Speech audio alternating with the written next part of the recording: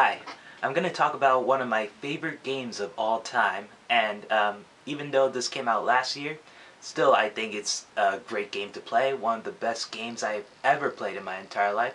Not the very best, but really up there. It just surprised me. It is The Last of Us. And I didn't play the DLC yet. I'm gonna do it soon, but for now I'm just working on some other stuff.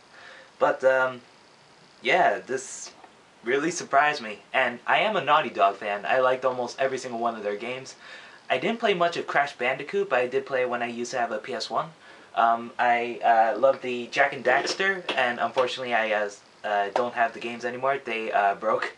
But even though I don't have the Uncharted 2 disc cover, I did play all three of the games, and my god, they were amazing as well. But honestly, Uncharted 2 I think is the best one in terms of gameplay and story. Uncharted 3 was still very good, but it was pretty short compared to the second one. I don't know, I think I spent way too much time on the second one. But yeah, The Last of Us. I consider Uncharted 2 and Uncharted 3 the most action-packed experience you'll get in a video game, but this one, for drama, for great storytelling, this is one of the best. I mean, wow. Since this video game is gonna be a year old, I think everyone knows the story anyway, so, you know, if you're gonna be spoiled, sorry about that, but you should have known, you should have played this anyway. And I didn't even get, my PS3 broke, and I was trying to save up for a new one, so I finally played it a couple months ago, finally. And I think this came out in June last year, but I'm just talking about it now. So, basically, where to start the storytelling. I love the intro, the opening. Joel, the main character, just came back from work, and he was talking with his brother Tommy, and you see his daughter Sarah, who's about 10 years old, I think, and she's just waiting up for him so she could give him her birthday present to him, and it's a watch, and you could tell by the relationship with them in just those couple minutes. She gave him the broken watch that he had, and she fixed it, and he's like, Sarah, I'm sorry, but I don't think it's working. She's like, what? Oh, ha ha, very funny. And then the next part, he's like, where'd you get the money to fix that? And then she's like, drugs, I sell hardcore drugs. You know, their relationship is amazing. And right after that, you play as Sarah.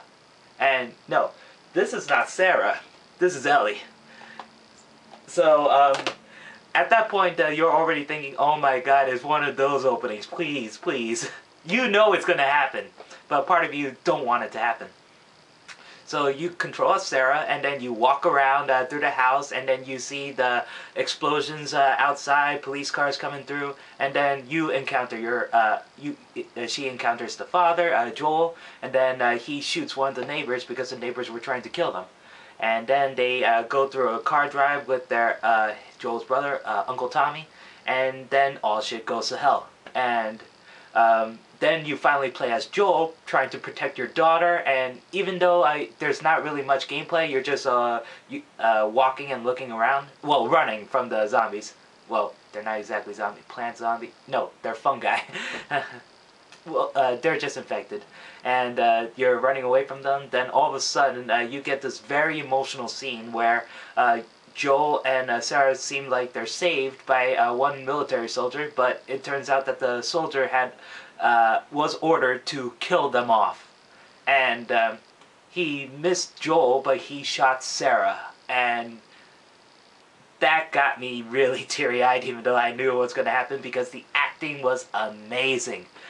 Troy Baker, the vocal and motion capture for Joel, he was Booker DeWitt in BioShock Infinite, and he was great. He was Snow from Final Fantasy 13, and honestly, he's one of the only characters I like from Final Fantasy 13. I know he had that stupid catchphrase about being a hero, you know, heroes never give up. But honestly, I understood he was a dumb character, but I liked him way better than Lightning, at least. I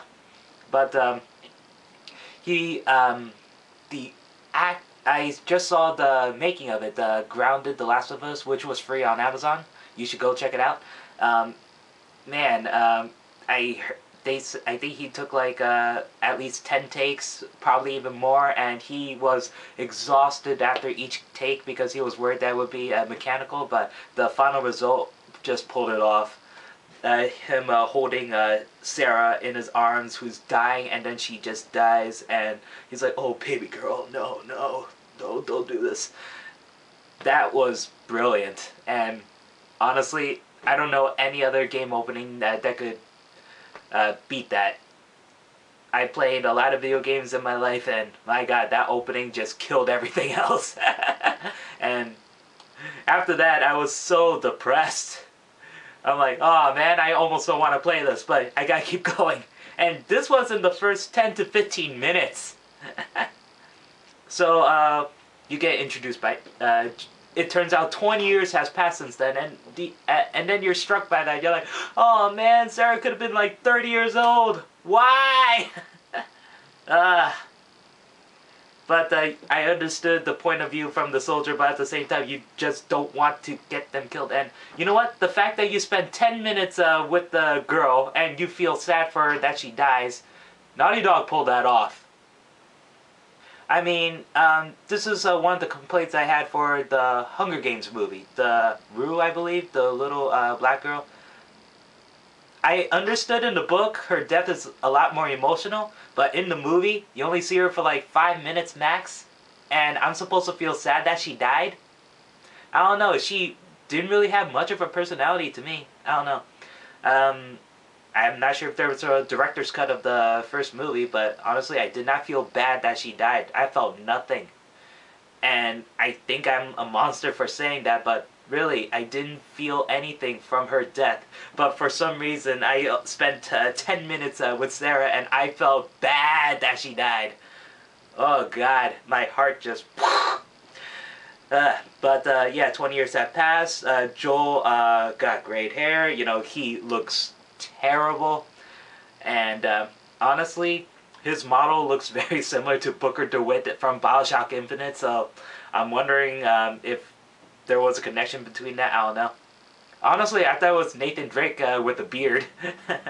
But yeah, I knew that it wasn't Nolan North voicing him. But yeah, he meets up with Tess, and I loved her. She was great. I forgot the voice actress name for her, but my god, she was a badass motherfucker. Because the Robert, the guy who who was supposed to give her the guns but tried to kill her and Joel, turns out that he sold the guns to the Fireflies, the rebels. And then she's like, you know what, fuck you. Shoots him in the head. I love that. And then later on you meet up with Ellie, and you know, I played BioShock Infinite a couple months before this, and I thought Elizabeth is one of the best female characters in the games, but my god, if I have to choose between which one is better, Ellie and Elizabeth, it's hard, because Ellie is great. She's played by Ashley Johnson, and I believe she was from that Mel Gibson movie, What Women Want, and she was in the Avengers for that couple seconds. And you know what? I think she's like 30 years old, but she pulled off a 14-year-old very well. And yeah, she was great. Ellie was perfect. And I'm glad that she looked much different from Ellen Page. Even though she looked similar at first because of the first trailer, but I'm glad that they fixed up her facial features. Because you don't see Ellen Page, you just see Ellie. That's good. I'm happy about that. So, you transport Ellie, Joel is tasked to transport Ellie to the other Fireflies, and then it turns out that Ellie was infected, but usually infected people become one of the really infected people within 2 days, I believe, at least or max 2 days. But she had the infection for a week, and she hasn't turned to one of them. So Tess and Joel have to try to transport her, and then it turns out that Tess got bitten along the way, and her death was tragic as well. And you don't even see her death. It happened off screen.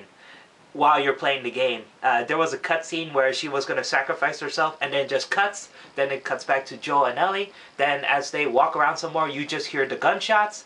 And then after that, if you choose to, you could go back to the room to see the fate of Tess. And yeah, that was brilliantly well done too. And you could control the camera and everything. So after that, you meet up with the I forgot his name. Shoot. Crap. He's an awesome character also. He's a fat guy. He's played by the... great. Now I forgot that character's name. He was from Something About Mary. Franks and Beans! Franks and Beans! And he had that little scene in Vanilla Sky where he's like, Patron! Giving that alcohol to Tom Cruise. Dang it, I forgot his name. But he was great also. And it was subtle. It turned out that his character was gay. And it didn't hit you over the head with it. It was very subtle because he kept talking about partners and stuff like that. And at first you didn't think he was gay until while you played the game and Ellie was checking up all his belongings. Oh, wait, no, it's not Robert. Shoot. Dang, I forgot his character's name. Dang it. But Ellie was going through his things, and then it turns out that he had a couple gay magazines. Gay... You know, it's like Playboy, but with men. And that made me laugh. But, you know what? For a badass gay dude, yeah, he was pretty badass. And he was a helpful ally, too. And, you know what? They fixed, you know... They didn't fully fix the ally problems from the Uncharted series, but they did it much better this time. They were actually helpful. They actually shot people and stuff like that. In the Uncharted series, that's the only thing I hated, the AI of your companions, because they were either shooting at walls or they're shooting at here, you know, at the arms or something like that. They don't shoot in the head, but these guys actually kill the motherfuckers. And I'm glad about that. And he uses the machete to chop their heads off. Thank you for that. So after that, then it's the gameplay. You know, I'm not really a stealth person. I'm more of a run and gun person, so I suck at stealth games. But I enjoy them anyway. Splinter Cell, I'm terrible at it, but I enjoyed the hell out of it. And this one, you know, for a survival game, this beats Resident Evil. Yeah. I mean, wow, this is much more tense and horrifying than the recent Resident Evil games. Hell, it's scarier than Resident Evil 4. Oh, man. And I still think Resident Evil 3 is the scariest because of Nemesis. You know, the fact that he could bust into the rooms when before no one else could do that. But yeah, you know, even though it's mostly linear, the game world seems huge. It does feel humongous. You could explore all these nooks and crannies, and even though that mostly the valuables are either the medallions for the fireflies or just extra pills so you could increase your skills, or even little scraps of metal so you could upgrade your guns, each part feels significant. That's what I love about it. You actually feel like a survivalist. I mean, you could choose to ignore these things, but I honestly love leveling up characters, so you know what? I spent a whole lot of hours searching inch by inch, and I like the fact that Joel grabs it like a hoarder. And oh yeah, the animation is perfect. Yes, sometimes it looks a little glitchy or goofy, but you know what? For the most part, it looked really realistic. So yeah, at first when I was only equipped with the handgun, I'm a bad shooter also. I mean, I play Call of Duty just for fun, but even I admit I'm terrible at the shooting games, and my god, I wasted so many bullets first. But after I keep playing it and playing it and playing it, my aim got better. I counted my shots carefully. I wait until the last possible moment to get a headshot.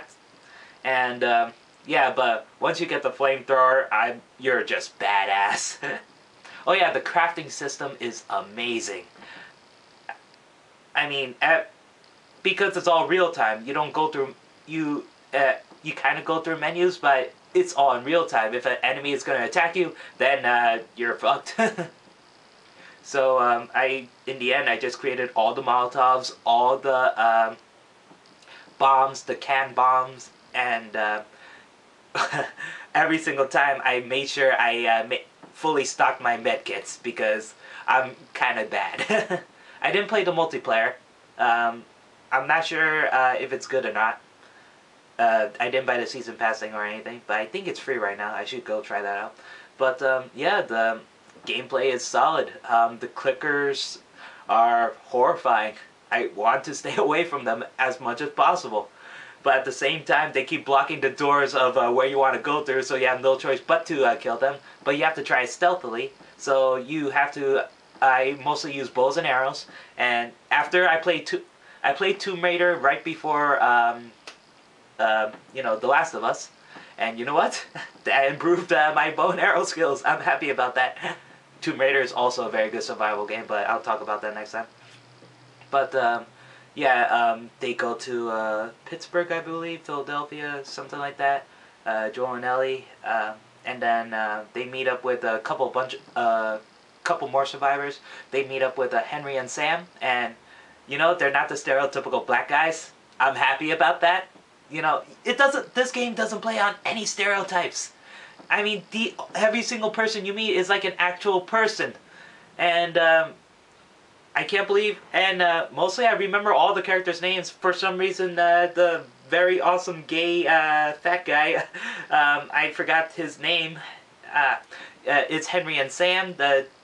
Henry is the older brother of Sam. Sam is like Ellie's age, and you like the relationship between them, even though there's this one scene where you felt betrayed because they just left you hanging. But at the same time, you understood why he did that. Henry cares more about protecting Sam. And even though he says that he knew that Joel and Ellie would get out still, it felt like a stupid thing to do. But anyway, you understand their reasoning. And then you feel sad when Sam becomes infected, and Henry shoots himself after killing Sam. You understand why he did it, and you knew a little bit. You know, the cinematics are all subtle. You didn't know that Sam got infected until you saw that split second where he had the infection, and after Joel wanted to kill Sam for harming Ellie, and he honestly had no choice. He knew who he was, but he's a survivalist. He wants to protect Ellie. And Henry ends up shooting Sam, and he instantly becomes depressed. He doesn't know what to do, so he kills himself. And I don't blame him for that. But at the same time, you wish that you could see these characters go along with Joel and Ellie. You know, strength in numbers. But, oh man. Every single chapter, everything turns to shit. Because when Joel and Ellie thought they went up to the Firefly meeting, turns out all the Fireflies are dead or they moved on to Utah. So Joel and Ellie got cornered by the, you know, people who want to eat humans because there's no other food around. And then Joel got hit over here with the rebarb. And my God, that was painful to watch. Because it was in slow motion. You're like, wait, what's that blurry thing right there? Ah! Oh yeah, this game is graphic. The way Joel beats up everyone, my God, it is intense. He's Rambo. Because you see him busting clickers' heads off. You see him shotgunning people in the face with their faces blown off. You see Joel crushing a guy's skull against the wall. So, yeah, you actually see, even though the scene is exactly like the same scene from Tomb Raider, but this is more realistic. Joel is done. And at that point, right after that scene, it's wintertime and you play as Ellie and you're like, is Joel dead? No! It can't be! And for the majority of that point, you just play as Ellie. She's very different from Joel. She's smaller, she's a bit weaker, and her skills are not as good as Joel, but she kind of has almost the same weapons. But it was much more harder playing as her, and I like that. It shifted everything, because you're so used to being Joel. He's already skilled up, he has more weapons, he's more used to these weapons. And then all of a sudden you play Ellie with a bow and arrow and a rifle, and that's it. And you have to fend for yourself too. And then it has one of the most amazing characters yet, David. And I could not believe who did the voice work and motion capture for him, because it sounds so different. It's Nolan North, Nathan Drake, Deadpool as David, and he's a cannibal, and he sounds like, hey Ellie, we're gonna, I just want to be friends, and it's not like the Heath Ledger kind of thing. He sounds like a normal person at least, but at the same time you're like, oh my god, he's a child rapist. And yeah, wow, Nolan North. How do you know it's Nolan North? Because by the end credits, it actually said it's listing all the voice actors and everything, and then all of a sudden it said, and Nolan North as David. Duh! Wow! And so yeah, you play as Ellie, and then it goes back to Joel, who's still suffering from that, but he got better because Ellie found some medication for him. I don't know how many drugs he took to get better, but my god, I would probably be dead by that point. But yeah, Joel, it's winter time, so it snows everywhere. You can't see it. It's during the snowstorm, and Joel is gonna try to find Ellie. Ellie got captured by David, and she's escaping. And then she had a final confrontation with David, and my god, she killed him with a machete. And it didn't show what she did to David, but you can tell she's cutting him up because of the amount of blood, but you don't see David's body. And you know what? I'm glad about that. I don't want to see her doing that, because you really want to protect her. You don't want her, you don't want to see her killing a person like that. And she repeatedly slices him up with the machete, and like I said, you don't see what happened to his body. You just see her just up here just bashing at him with the machete. And then Joel comforts her and says, oh baby girl, the same words he used for his daughter when she died. And that was a very touching moment right there. And then after that, the whole game's about 1 year, I believe. It goes through all 4 seasons, and then it finally becomes spring, and then they're almost at the destination in Utah. I believe it's Salt Lake City, and there was this moment where it reminds me of Jurassic Park, because it's the apocalypse and all. 20 years has passed since the outbreak. Giraffes, a herd of giraffes is going through Utah, and it's that same, in Jurassic Park where the Brachiosaurus came and was eating the trees, and Dr. Grant was feeding them. It's the exact same thing, but with giraffes, and it was fucking badass. And wow, it was a very touching moment too, because Ellie is getting nervous about being handed off to the Fireflies. So, after she realizes this moment of seeing the giraffe, she feels happy again, and you're happy about that, because for those 15 minutes before that, she was depressed the entire time, and yeah. Oh, I think I skipped ahead a bunch. They met up with Tommy, Uncle Tommy, and he was depressed after Sarah's death. He joined the Fireflies, and that's the main reason why they have to go to the see the Fireflies, because Tommy was one of them and he knows their location. So Joel honestly wanted Tommy to take Ellie to the Fireflies instead of Joel, and Joel just heads back. But when Joel realizes that he needs Ellie more than Ellie needs Joel, you're just all happy about that. The whole game is about those two, their relationship. So then Salt Lake City and everything. So Joel and Ellie finally meets the Fireflies, and it turns out that the Fireflies has to kill Ellie to make the vaccine. And Joel made the most rational decision. I would. I understand that there's a chance that it could save the entire world, but nope. I'm gonna fucking kill everyone in this fucking building to protect Ellie. And boy, it was a slaughterhouse. You kill every single militant soldier who have better weapons than you, but you don't fucking care because you want to protect Ellie, and that's it. So, yeah, in the end, Joel saves Ellie. He killed off almost all the Fireflies. They go back to Tommy's refugee refuge camp, and that's the ending. And oh yeah, Ellie asked Joel what exactly happened because she was knocked out the entire time, and he was like, "Oh no, he lied to her. He told her that there's other people like her, and you know, she knew that he's lying, but she just wants to hear that Joel cares about her, and that's it. He treats her like another daughter." And you know what? The whole story is brilliant. The gameplay was really intense and fun. And, oh, I didn't... It's weird because this game is trying to be more realistic. There were not really much of a boss fight. There were these things called the bloaters, which look like boomers from Left 4 Dead, but covered with fungi. And they were terrifying as hell. I mean, the first time you encounter one in a gymnasium, I just wanted to run away. I didn't know how to take them down until I realized, oh wait, fireworks. But at that point, I used up all the Molotovs, so that battle was really hard.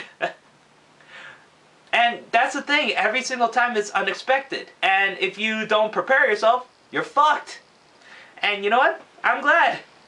I played through the game twice. Once on normal and one on hard, and hard is hard. Normal is already hard, and there were some points where I wanted to break the controller. The first time was when Joel was caught in the trap and Ellie was trying to cut him out, but you have to protect yourself and her from the clickers. Like I said, I'm very bad at shooting, so yeah, that was frustrating for me, but it's not at the point where I think it breaks the game. It's just I suck, and I knew that, so I just kept playing and playing and playing, and then it felt like accomplishment when I finished that part. But yeah, once you get the flamethrower, you feel like a badass anyway, because by that time I think you have almost every single weapon in the game, and you end up using all of them.